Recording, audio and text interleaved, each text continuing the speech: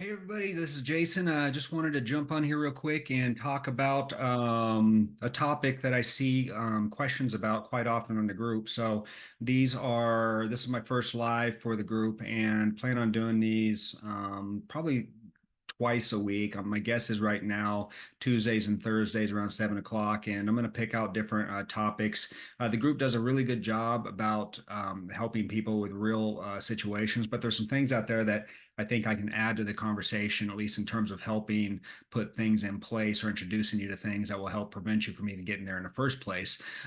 So the first thing I want to kind of talk about, and again, that can change. We'll just kind of see how this goes. But the first thing I wanted to kind of talk about is the rental criteria, like the rental screening criteria. And so you can see that all right. Yeah, rental screening criteria. So what this is a document that basically communicates your standards that you have in place on whether that the applicant has to meet in order to get approved for your home. And the reason I kind of wanted to talk about this is because I see a lot of questions regarding, and again, I don't have any particular question of mine. This is a very common question in one form or another of I have this situation with a rental application. What do you guys think? Where should I go? What would you do? Things along those lines. And what I love about the rental criteria process, this sheet, having this set up, is that this pretty much answers all those questions and actually kind of keeps us out of fair housing trouble. And it does a lot of things actually. But let's just kind of talk about this. So on this rental criteria, this one I'm looking at right now, I'm going to leave a link down below for you or wherever the links go. I'm going to leave a link there for you so you can download that if you want to copy for yourself. And of course, you can customize it and use it. You can steal the language off of it. I don't care if it helps, use it. So some of the information on this one, again, we'll just hit this real briefly because again, if you're interested, you could download it and take a look at it. But the applicant information, the application information. So some of the stuff I put on there is how much is your application fee?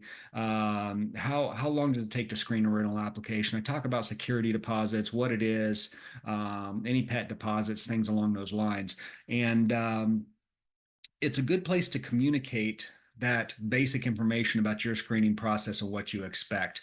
The other parts that I include on this particular one, and again, maybe you have something that's not on here, and that's great. Whatever your criteria is, whatever your minimum standards are, is what you need to go with on here. But on this particular one, we have rental history, we talk about occupancy, we talk about animals. We talk about the income requirement, how much they have to make to qualify, their credit, their criminal background, their renter's insurance. And I think probably one of the most important sections for me is down here at the bottom, we have the applicant's signature. So the reason I like this is because it kind of ties everything together here. And so the main point of this for me is, one, it allows me to show that I am providing the same set of information to everybody. So it keeps me out of fair housing discrimination problems. If you were to go and let's say that somebody applies and you have criteria on here about, let's just say bankruptcy, it's an open bankruptcy, and your criteria is that you will not rent anybody that's currently in open bankruptcy, has to be discharged for 24 months or whatever your terms are, and somebody decides they're going to apply anyway. Well, they can do that, but then once you see that, you can deny them immediately because they don't meet the terms of your criteria. Now, if that same person then goes and files a complaint with the multitude of groups out there that will investigate you for discrimination, whether it's tenant advocacy group, whether it's like a HUD office, a city sanctioned one, county, state, they're all over the place. And they say that, well, they discriminated against me because I am a single mother and they didn't want kids at the property. What they're going to do is they're going to open a complaint and they're going to contact you and they're going to investigate you. And having something like this in place and being able to show them that know that the reason that you denied them was because they were in the middle of an open bankruptcy and that violates your, or it doesn't meet your minimum criteria. And then if they say, well, they never told me that. Well, I'm sorry, you signed right here as part of your application process. So that's why you got denied. So if you have that type of paperwork in place, if you develop that type of process, it pretty much shuts those cases down. And I had my own property management company, and this is probably why I'm a little more sensitive to fair housing topics. But I also know that I'm starting to see the shift towards single family homeowners as well, because a lot of times they don't think about stuff like this. And I don't want to say they're easier pickings, but a lot of times they don't have the same processes in play as the larger companies. But any complaint that we got in terms of fair housing, most of them were at the application process, most of them.